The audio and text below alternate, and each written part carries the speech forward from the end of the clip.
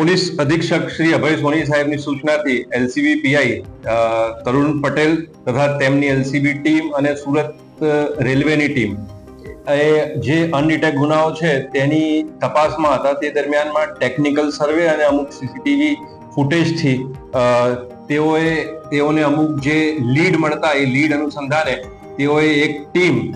હરિયાણા અને રાજસ્થાન ખાતે મોકલેલી અને ત્યાંથી જે બાવરિયા ગેંગ છે કે જે હરિયાણા અને રાજસ્થાનના મૂળ રહેવાસીઓ છે, જેમાં મુખ્ય જે ગેંગ લીડર તરીકે જે બેન કામ કરે છે તેનું નામ છે કમલાદેવી, તેની સાથે સોનુ સન ઓફ સુરેશભાઈ, ધરમવીર બાવરિયા અને રાધાદેવી બાવરિયા, આ 4 જણા ભેગા મળી અને એમની મેઇન મોડસ ઓપરેન્ડી એ પ્રકારની છે કે જ્યાં પણ ભીડભાડ વાળી જગ્યાઓ હોય ત્યાં તેઓ તકનો લાભ લઈ અને ચેન અથવા તો પર્સ અથવા તો મોબાઈલ ચોરી લેવાની, લૂંટી લેવાની ટેવવાળા છે, જેમને આ ટેકનિકલ સર્વેલન્સ કરી અને તેમને હરિયાણાથી આ ટીમ જઈ પીએસઆઈ આલ અને એલસીબીના પોલીસ કર્મચારીઓ